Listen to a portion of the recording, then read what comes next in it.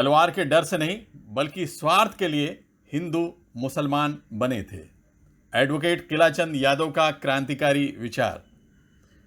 Advocate Kilachand Yadav राजनीति में रहते हुए डॉक्टर राम मनोहर लोहिया के विचारों से प्रेरित रहे हैं।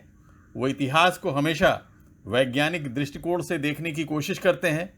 इस इंटरव्यू में उन्होंने देश के मुगल शासकों पर धर्म परिवर्तन कराने के आरोप को सिरे से खारिज कर दिया है। उनका तर्क है कि अगर मुगलों ने धर्म परिवर्तन कराया होता तो दिल्ली और आसपास के इलाकों में सबसे ज़्यादा मुसलमान होते, लेकिन ऐसा नहीं है। केरल और कश्मीर का उदाहरण देते हुए उन्होंने सवाल किया कि वहाँ इतने मुसलमान कैसे हो गए। वो कहते हैं कि मुगल काल में जो भी हिंदू मुसलमान बने थे वो अपने स्वार्थ की वजह से बने थे। डॉक्टर साहब, इतिहास की सही जानकारी नहीं होना और गलत उसके इन्फॉर्मेशन होने की वजह से पूरी दुनिया में बवाल पैदा हुए हैं।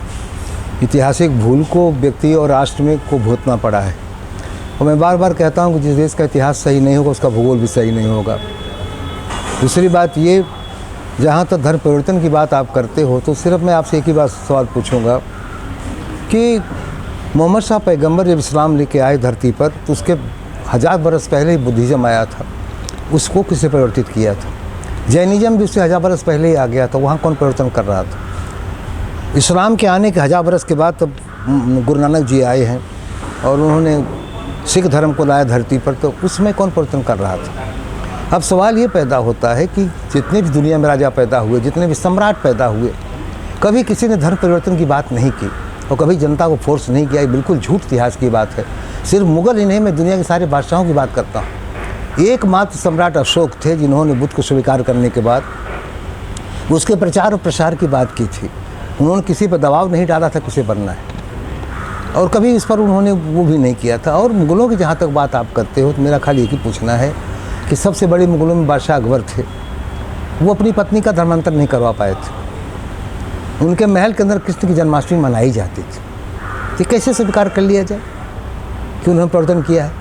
सबसे ज़्यादा मुगलों ने 200 बरस तक राज किया है दिल्ली और आगरा पर, कि दिल्ली और आगरा की आबादी तो मुसलमानों में बहुत कम है, सब हिंदू ज़्यादा है। एक भी मुगल बादशाह ने कश्मीर पर शासन नहीं किया वर्षों तक। वहाँ की 90% आबादी मुस्लिम क्यों है? निज़ाम हैदराबाद कितना बड़ा बादशाह था, उनके शासनकाल में भी आज देखिए निज़ाम हैदराबाद की आबादी जो है हिंदुओं की ज़्यादा है। केरला में एक भी मुस्लिम शासक नहीं गया, वहाँ के लोग मुसलमान कैसे हो गए? नॉर्थ ईस्ट में आसाम है, नागालैंड है, मिजोरम है, त्रिपुरा है, देखिए वहाँ कैथोलिक मुस्लिम ज़्यादा हैं, कैसे हो गए? कौन बादशाह वहाँ गया परिवर्तन करने के लिए? तो आप किस पे आरोप लगाते हैं? हाँ, अपने स्वार्थ के लिए। औरंगजेब ने जरूर रखा था, उसे ये मालूम था, हिंदू धर्म में लोगों ने बताया था कि हिंदू एक धर्म ऐसा है कि उस पर धर्म छोटा होता है, जातियाँ बड़ी होती। संसार के सारे धर्मों में जातियाँ छोटी होती, धर्म बड़ा होता है। हिंदू धर्म में धर्म छोटा है, जातियाँ बड़ी हैं। व्यक्ति धर्म बदल सकता है, जाति नहीं बदल सकता। तो इसमें कष्ट आने पर, इसमें असुविधा होने पर, अपमान झेलने पर, गैर बराबरी का जो रिश्ता रहा हमारे हिंदुओं में, लोगों ने छोड़ करके दूसरे धर्मों को स्वीकार किया। तो इसमें किसी के फोर्स करने और धर्मांतरण करने की बात कहाँ से आ गई इसके अंदर बीच में? हाँ, औरंगजेब ने एक बात जरूर कही तो चिढ़ता था। वो हिंदुस्तान के ब्राह्मण समाज से चिढ़ता था। जब जमींदार, जागीरदार, नवाब, राजा, महाराजा बनाने की नौबत आती तो उसकी एक शर्त थी, या तो राजपूत को बनाऊंगा या तो किसी मुसलमान को बनाऊंगा। तो जिनको नवाब बनना था, राजा बनना था, महाराजा बनना था, उन्होंने इस्लाम को स्वीकार किया। तो उनका अपना स्वार्थ था। ये हिंदू धर्म के कर्मों को जैसे लोग छोड़े गए, कोई उनको दबाव डाला, ऐसा नहीं है, मैं मानता हूँ। क्या मुसलमानों ने दबाव डाला था तुम सिख बन जाओ, तुम जैनी बन जाओ, तुम बुद्ध को स्वीकार कर लो? नहीं। क्या तुम कैथोलिक बन जाओ? क्या कैथोलिक कम हिंदुस्तान में? तो ये बात बिल्कुल गलत है कि मुस्लिम राजाओं ने, महाराजाओं ने ऐसा किया, खुदगर्जी में इन्होंने किया। एक सिंपल एग्जाम्पल, थोड़ा नामी नाम है, धर्मेंद्र हेमा मालिनी का। धर्मेंद्र हेमा मालिनी को इस्लाम कबूल करने के लिए किसने मजबूर किया था? ये तो खुदगर्जी में अपनी अवैध शादी को वैध साबित करने के लिए उन्होंने ऐसा किया है।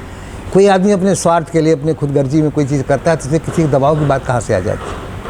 तो मेरा ये कहना है आज के इतिहासकारों से कि जो कुछ गलतियाँ इतिहास में हुई हैं, उसकी गलत सूचना के आधार पर बड़े दंगे फसाद होते हैं, राष्ट्रों में दुश्मनी है, समुदायों में दुश्मनी है।